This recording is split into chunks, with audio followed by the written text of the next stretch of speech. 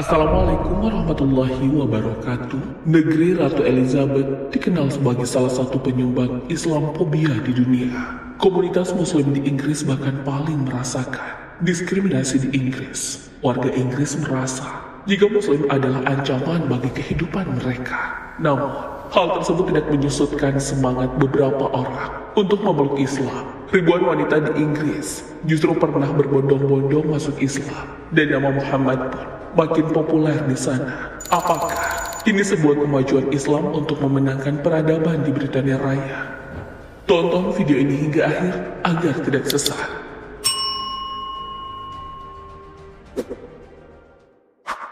Episode diskriminasi bagi masyarakat Muslim sepertinya memang tak pernah usai. Mulai dari benua Amerika hingga benua Afrika, Muslim selalu diberlakukan kelas 2 dalam masyarakat. Sebuah laporan dari Ahmad Gurhan Carter pada Januari 2022 lalu melaporkan Islamophobia, hate crime rising as UK government tries to appeal for right head of Muslim group. Laporan ini menjelaskan jika ada setidaknya 42% peningkatan anti-Muslim di Inggris dan Wales. Tak berhenti di situ, Tara Welch dari BBC London juga melaporkan sebuah kasus yang melibatkan Faisal Mukid tentang susahnya mendapatkan keadilan di tempat kerja di Inggris. Sebagai Muslim yang tak mengonsumsi babi, ia pernah diusir oleh rekan kerjanya.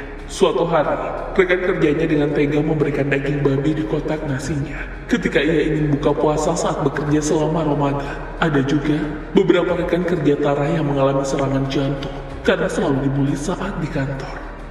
Selama pandemi, kehidupan kantornya juga berubah tapi makin memburuk. Ia diberikan sebuah pelindung yang harus digunakan selama di kantor. Namun pelindung tersebut justru menimbulkan banyak komentar negatif dari rekan-rekannya, seperti menyerupai teroris atau bodyguard Gaddafi karena jilbab yang ia kenakan. Faisal tak sendiri. Sebuah survei dari Safanta Kompres juga menyebut jika ada sekitar 1.503 warga Muslim di Inggris mengalami Islamophobia di kantor. Masih tentang aksi kekerasan terhadap Muslim, Bashir Muhammad Kato dalam laporannya di Al Jazeera menyebut jika 42% masjid atau institusi Islam juga mengalami banyak masalah, seperti penyerangan selama 3 tahun terakhir.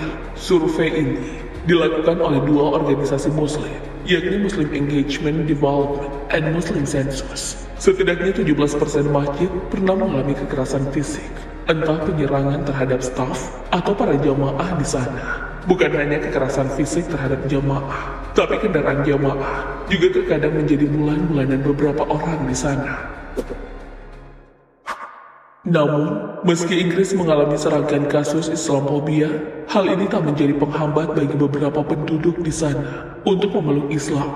Setidaknya, 1 dekade yang lalu, setidaknya 3.455 wanita Inggris berbondong-bondong masuk Islam dalam waktu 14 hari karena merasa sudah jenuh dengan gaya hidup barat, seperti sikap tak sopan dan pola konsumsi mereka. Bukan hanya orang biasa yang tertarik dengan Islam, namun Lennon Booth, ipar dari Tony Blair, yang merupakan seorang Perdana Menteri Britania Raya periode 1997 hingga 2007. Alasan beberapa pihak mulai melirik Islam karena nilai-nilai yang dibawa Islam sangat tepat dengan pandangan mereka, meski kelompok anti-Muslim juga sering bertebaran. Dalam laporan The Guardian berjudul Conversion to Islam, British Women on Prayer, Peace, and Prejudice, yang ditulis oleh Paranek Misty, menyebut jika wanita-wanita Britania Raya memiliki alasan berbeda-beda ketika masuk Islam. Mereka pun datang dari berbagai latar belakang yang berbeda. Misalnya saja, Anita Neyer, yang merupakan seorang psikologi sosial yang berasal dari London. Ia lahir dan dibesarkan oleh keluarga Hindu, lalu merasakan bagaimana trauma yang mendalam ketika keluarganya dulu ditembak oleh pasukan Muslim. Meski Hindu, ia adalah penganut Kristen saat dewasa dan bercita-cita untuk menjadi pendeta. Namun usia 16 tahun, ia masuk dalam sekolah yang cukup sekuler dan mempertemukannya dengan banyak siswa yang datang dari latar yang berbeda. Salah satunya Muslim.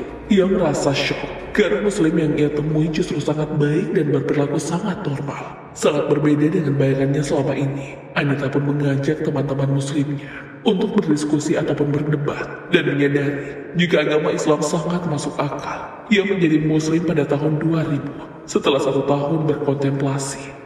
Selanjutnya, ada Dr. Annie Coxon seorang konsultan dan neurologis. Meski saat itu usianya sudah menginjak 72 tahun, namun tak membuatnya berhenti untuk mencari keyakinan yang ia ingin percaya. Awalnya ia tak pernah melirik Islam karena pemberitaan media yang sangat negatif. Ia pun akhirnya dibimbing oleh salah satu pasiennya untuk mengucap kalimat syahadat. Keluarga Dr. Eni awalnya sangat kaget, tapi pada akhirnya menerima pilihannya tersebut. Meski begitu, pada saat tragedi 9 November, hubungannya dengan iparnya berubah, dan ia sudah tak merasakan kehangatan saat pulang ke rumah. Ia juga tak menggunakan jilbab saat awal-awal masuk Islam. Menurutnya, ia sudah terlalu tua untuk memakai jilbab. Ia juga memberitahu pasiennya, jika saat praktik, ia akan terlihat sangat berbeda jika baru pulang dari masjid. Alhamdulillah, respon pasiennya sangat baik saat itu. Namun dalam sebuah video, ia sudah berani tampil mengenakan jilbab. Ada juga Christiane Baker, seorang presenter TV asal London. Kisahnya bermula saat ia diundang oleh Imran Khan ke Pakistan. Orang-orang Muslim yang ia temui saat itu ternyata sangat hangat, dan dalam berjuang untuk sesama, ia juga diberikan beberapa buku terkait Islam oleh Imran Khan. Semakin ia membaca banyak referensi tentang Islam, semakin tertarik Kristiani dengan agama yang dibawa oleh Rasulullah SAW.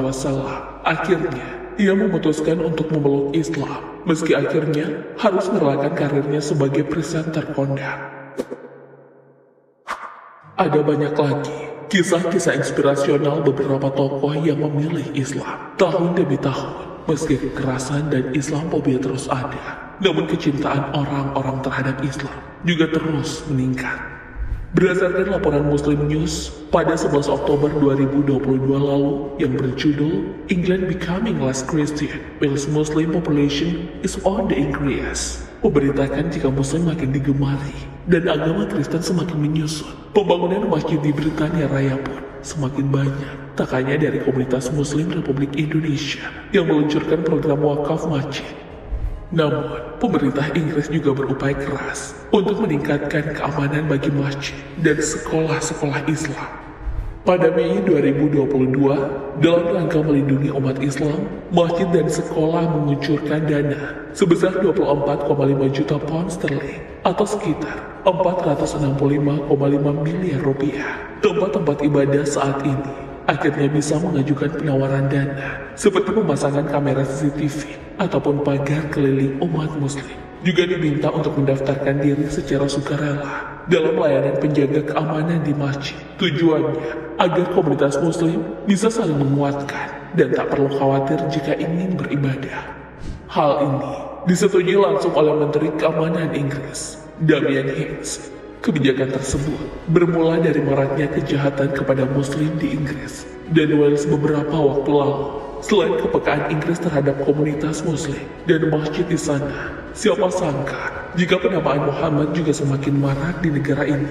Kantor Statistik Nasional Inggris memberitakan jika Muhammad menjadi nama paling populer urutan kelima untuk bayi laki-laki pada tahun 2020 dan nyaris menggeser William, nama cucu Ratu Elizabeth.